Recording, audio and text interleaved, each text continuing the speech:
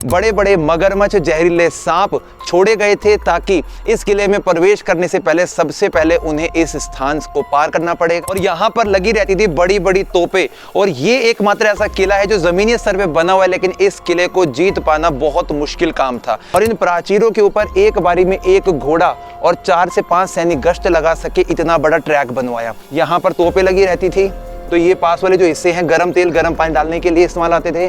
तकरीबन देखेंगे तो 4 से 5 इंच लंबी नुकीली कीलें लगाई गई हैं ताकि हाथी ना तोड़ सके। 15 से 35 किलो का होगा अकेला ये 7 से 9 इंच चौड़ा है। एक एक कड़ी जो है वो 9-9 इंच लंबी बनी हुई है। इसको टिंडी दरवाजा बोलते हैं। देख सकते हैं कमरे में आज कितना ज्यादा अंधेरा है। हमारे फोन की जो फ्लैश लाइट है वो काम नहीं कर रही है। एक बारी में केवल एक ही सैनिक इस गैलरी से गश्त लगा सकता था और ये काफी लंबी गैलरी बनी हुई है। अंग्रेजों ने इसको बनाया जेल। अंग्रेजों ने अपने कैदियों के साथ हमेशा ऐसा किया था कि अगर वो उसको चाबी भी दे देते थे ना, तो भी वो चाह कर भी उन कुंडियों को नहीं खोल पाता था। एक महिला शासिका चांद बीबी जिसने अकबर के भी छक्के छुड़ा दिए। एक वो स्थान जिसको मुगलों ने कैप्चर करने के लिए उन्हें पूरी शक्ति लगा दी। और यहाँ पर शाहजहां, उसके बाद औरंगजेब ने अपनी पूरी ताकत के साथ में स्थान को अपने अधीन में किया। नमस्कार दोस्तों, मैं हूं विक्रम और आज मैं आपको महाराष्ट्र के अहमदनगर में स्थित अहमदनगर के किले से वाकिफ करवाने वाला हूं। दोस्तों, आज के वक्त तकरीबन 500 वर्ष पुराना बना हुआ ये वाला किला हमें बहुत मजबूत दिखाई दे रहा है और निजाम शाहियों के समय का बना हुआ ये किला एक अलग इतिहास हमारे सामने पेश करेगा। इस दरवाजे को कहा जाता है हाथी दरवाजा, यानी कि जब कभी भी यहाँ के शासकों का लाव लश्कर हाथी के साथ में, घोड़ों की सेना के साथ में आता है जाता था तो इसी दरवाजे का उपयोग किया जाता था। ऊपर की तरफ बने चबूतरे पर उनके सैनिक तैनात रहते थे और यहाँ पे बना हुआ इसका एक बुलंद बड़ा दरवाजा उस समय की मजबूती को आज हमें सोचने पे मजबूर करता है। तकरीबन देखेंगे तो 4 से 5 इंच लंबी नुकीली कीलें लगाई गई हैं ताकि हाथी ना तोड़ सके और इतनी चौड़े चौड़े पूरे पेड़ को कट करके उसके स्लाइसेस बनाकर इस गेट को तैयार किया गया है। और दोस्तों, सबसे अचंभित कर देने वाली बात ये बनती है कि ये देखिए भाई आप, तकरीबन दोस्तों ये वेट में 15 से 35 किलो का होगा अकेला ये। और ये वाला जो हिस्सा है ना, ये 7 से 9 इंच चौड़ा है। और ये आप इसकी कड़ी देख सकते हैं भाई, जिससे कि इस गेट को बंद किया जाता था। एक एक कड़ी जो है वो 9-9 इंच लंबी बनी हुई है। और इसकी दूसरी तरफ के दरवाजे को देखेंगे, जो छोटा पल्ला इसका खोला जाता था आम सैनिकों के लिए, तो वो देख सकते हैं भैया आप। आज के वक्त में ये जो हाथी दरवाजा है वो अहमदनगर के किले के मजबूती का एक उदाहरण यहाँ देखने को मिल रहा है। ऊपर की दीवार पे बना हुआ बहमनी साम्राज्य की आर्किटेक्चर या फिर निजाम शाही आर्किटेक्चर को हम यहाँ देख पा रहे हैं। अब हम कुछ बात करते हैं इस हाथी दरवाजे के बाहरी हिस्से की, जहां पर कुछ टूटी फूटी इमारतों के साथ में बना हुआ इस किले के बाहरी प्राचीर को देखने का हमें मौका मिलने वाला है। इसको इस दृष्टि से बनाया गया था कि दुश्मनी सेना बाहर से हमला करती है तो ये सामने वाली दीवार उस हमले को रोक लेगी। यहाँ पर कुछ सैनिकों के रुकने का ये पॉइंट बनाया गया है। आज के वक्त में दरवाजे लगा दिए हैं तो इससे कंफर्म होता है कि जब अंग्रेजों ने इसको कैप्चर किया था ना, उस वक्त ये वाले दरवाजे लगाए गए थे और इस स्थान को उन्होंने जेल के रूप में इस्तेमाल किया था। यहाँ पर हजरत पीर बाग निजाम शाह वली बाबा की दरगाह बनी हुई है कॉर्नर पे। और आपका ध्यान में थोड़ा केंद्रित करना चाहूँगा इस मुख्य दरवाजे पर। और आज हम ये पता लगाएंगे कि सुरक्षा की दृष्टि से यहाँ पर कितने सारे लोक ताले लगाए जाते थे। इस पूरे दरवाजे में शुरुआत करते हैं हम इस पल्ले से। एक बड़ा पल्ला फिर उसके छोटा बना हुआ है। 2 दरवाजे ये हो गए, इसको टिंडी दरवाजा बोलते हैं। 2 ताले आप यहाँ देख सकते हैं, 1 और 2। इसके बाद में तीसरा ताले देख सकते हैं, चौथा ताला, 5वां, 6वां, 7वां, 8वां, 9वां। कुल मिलाकर दोस्तों 9 ताले की सेफ्टी दी जाती थी।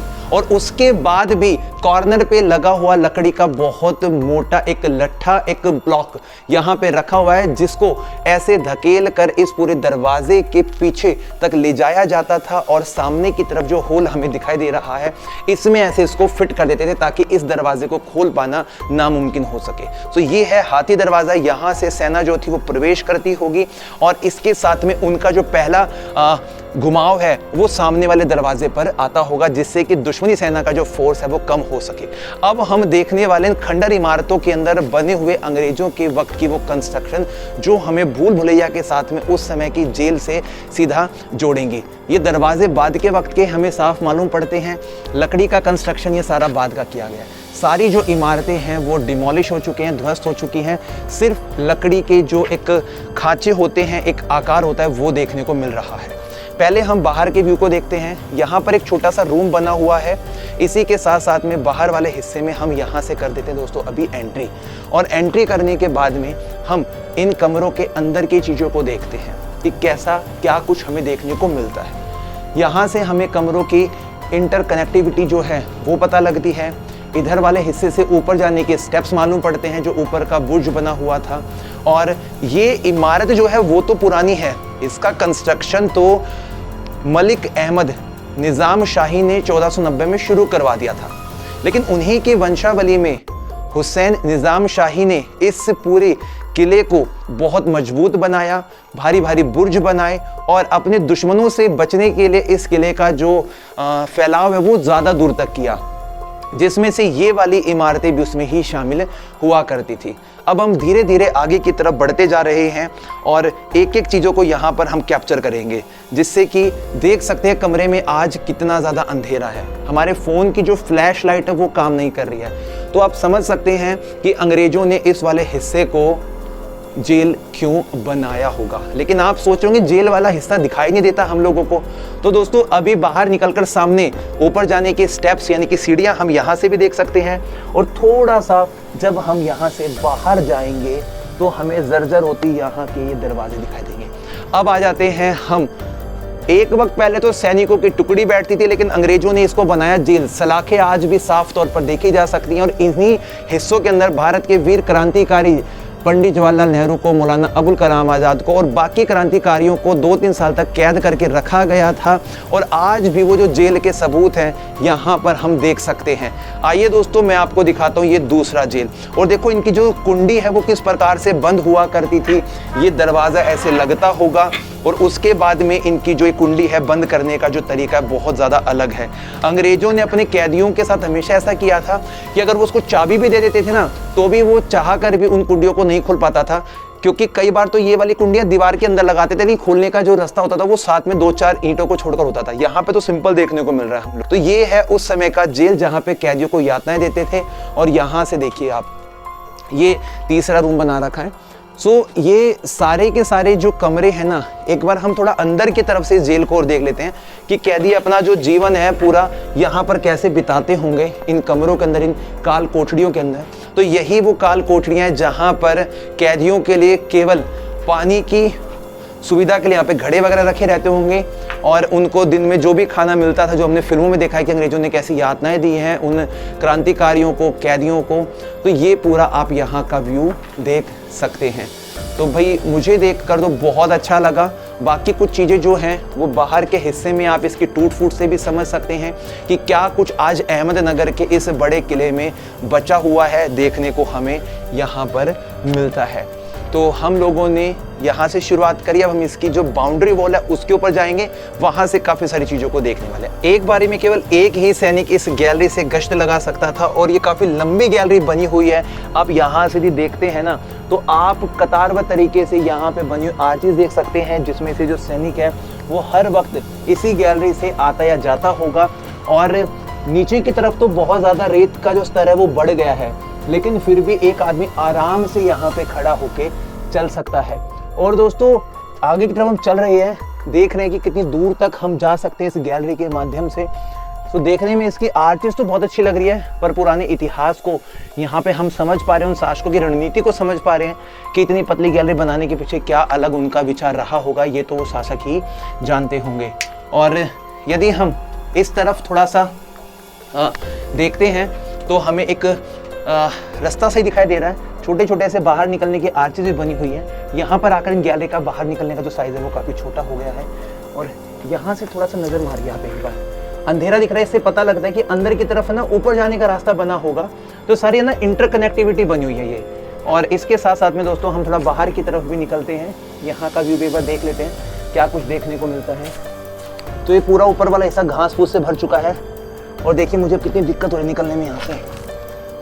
बहुत मुश्किल था इसके अंदर से चलना अभी हमारे लिए। यहाँ पे इस पूरे हिस्से से हम इस वाले व्यू को कैप्चर कर लेते हैं एक बार। हाथी दरवाजे का बाहर हिस्सा, सैनिकों के ऊपर मोर्चे बनाए गए हैं यहाँ पे। तो हम है ना इन्हीं गैलरी में घूमकर ये जो ऊपर की तरफ बना हुआ जो कंस्ट्रक्शन है ना, यहाँ तक हम लोग पहुँच सकते हैं। बट आज के वक्त में क्या इनकी जो है ना सीढ़ियाँ हैं वो टूट गई हैं, तो सुरक्षा को मद्देनजर रखते हुए ऊपर जाना भी अलाउड नहीं है, बंद कर दिया गया है।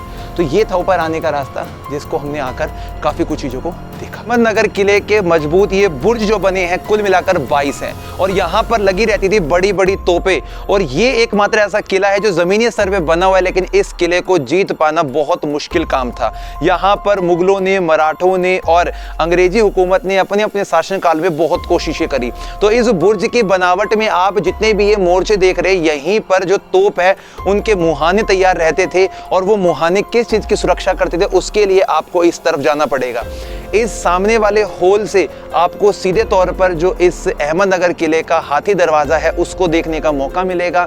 यदि दुश्मनी सेना इस हाथी दरवाजे पर किसी दूसरे रास्ते से घुसने की कोशिश करती है तो यहाँ से तोप के गोलों से उनको उड़ा दिया जाता था। नीचे की तरफ जो पानी इकट्ठा आपको दिखाई दे रहा है, यहाँ पर बड़े बड़े मगरमच्छ, जहरीले सांप छोड़े गए थे ताकि इस किले में प्रवेश करने से पहले सबसे पहले उन्हें इस स्थान को पार करना पड़ेगा। और उन बड़े बड़े मगरमच्छों की वजह से इस किले में आने से दुश्मन सेना सच में डरा करती थी।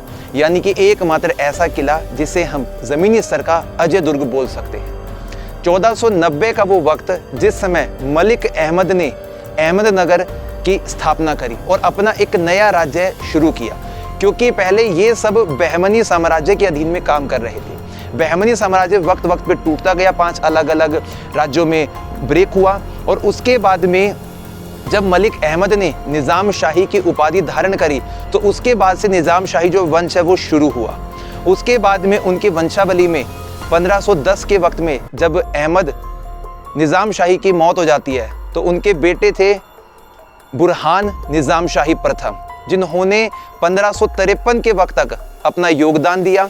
और उसके बाद में बनते हैं हुसैन निज़ाम शाह प्रथम, जिन्होंने इस पूरे किले को बनाने का सोचा था, क्योंकि मलिक अहमद ने इस किले को मिट्टी का बनाया था अपने आसपास की रियासतों से बचने के लिए। लेकिन उनकी वंशावली के हुसैन निज़ाम शाही प्रथम ने इस पूरे दुर्ग को और मजबूत करवाया। तकरीबन 18 फीट ऊंची यहाँ की प्राचीर बनवाई और इन प्राचीरों के ऊपर एक बारी में एक घोड़ा और 4 से 5 सैनिक गश्त लगा सके इतना बड़ा ट्रैक बनवाया। 2 किलोमीटर की परिधि में फैला हुआ पूरा अहमदनगर का ये वाला किला हमें मजबूती की दृष्टि से बहुत ज़बरदस्त दिखाई देता है। इतिहास की किताबों में पता लगता है कि सुल्तान मलिक अहमद के पिता बीदर के दक्खनी मुसलमान दल के नेता निज़ामुल मुल्क बहरी थे और बहमनी वंश के सुल्तान महमूद के अधीन जुन्नार के हकीम बना दिया गया था सुल्तान मलिक को। और बहमनी सुल्तान के जो वज़ीर थे मोहम्मद गवा की हत्या भी करवा दी थी सुल्तान मलिक ने और 1490 में अपना एक अलग साम्राज्य एक तैयार कर लिया था। राजवंश निज़ाम शाही को बनाया, देवगिरी दौलताबाद के किले को जीता। और दोस्तों ये वाला जो स्थान आपको दिखाई दे रहा है, 15 अगस्त जब हम आज़ाद हुए तो यहीं से पंडित जवाहरलाल नेहरू ने झंडा फहराया था और आज भी हम इस स्थान को देख पा रहे हैं। भारत छोड़ो आंदोलन के समय में किले में कैद पंडित जवाहरलाल नेहरू स्वतंत्रता के बाद में प्रधानमंत्री बने और 1953 और 1961 में अहमदनगर किले के देश को यहीं से उन्होंने संबोधित किया था। तो आज भी हमारा तिरंगा झंडा यहाँ पे फहर रहा है। ऐसा बताते हैं कि इस स्थान को जीतने के लिए मुग़ल शासकों में से सबसे पहले कोशिश जो थी वो करी थी अकबर ने, लेकिन उसका सामना किया यहाँ पर इस सल्तनत की एक बहुत पावरफुल लेडी जिन्हें बोलते हैं चांद बीवी या चांद सुल्ताना, जिसे हम उस समय के सबसे स्ट्रॉन्ग लेडी के नाम से जानते हैं। और 16वीं शताब्दी के अंतिम वक्त में जब यहाँ पर बादशाह अकबर अपनी सेना के साथ पहुँचे तो इस किले को जीत नहीं पाए, क्योंकि चांद बीवी बहुत स्ट्रॉन्ग लेडी थी और उन्होंने अपनी पूरी प्रजा को इकट्ठा किया, उनके उस अभियान को विफल कर दिया। लेकिन 16वीं शताब्दी में उन्होंने इस किले को जीत लिया था। बाद में वाला किला मुग़लों के अधीन आ गया, फिर दोबारा निज़ाम शाहियों के अधीन में आ गया, बाद के वक्त में मराठाओं के पास में किला आया और इसी प्रकार से लंबाई में फैला हुआ ये वाला किला वक्त वक्त पे अपने नज़रिया को बदलता रहा। और 1707 में औरंगज़ेब की मौत के बाद में 1724 में निज़ाम शाहियों के पास किला आया। 1759 में मराठों के थर्ड पेशवा के पास आया। 1780 के वक्त में सिंधिया के पास आया। 1803 में ब्रिटिश गवर्नमेंट के पास आया और फिर 1817-18 के बाद में ब्रिटिश गवर्नमेंट ने सिंधियाओं से किला लिया और बिल्कुल इसको अपने अधीन में कर लिया था। सो काफ़ी दूर तक इसकी प्राचीर फैली हुई है। हर पॉइंट पर आपको ऐसे छोटे बड़े मोर्चे भी दिखाई देंगे बाहर की सुरक्षा करने के लिए। यहाँ पर तोपें लगी रहती थी, तो ये पास वाले जो हिस्से हैं गर्म तेल गर्म पानी डालने के लिए इस्तेमाल आते थे और इस प्रकार के जो पॉइंट है ये दूर दराज के क्षेत्र को देखने में इस्तेमाल में लाए जाते थे। तो 22 बुर्जों के साथ में बना हुआ ये वाला जो किला है अहमदनगर किला कहलाता है। कुछ भाग और रह गए हैं, उसको भी देखते हैं।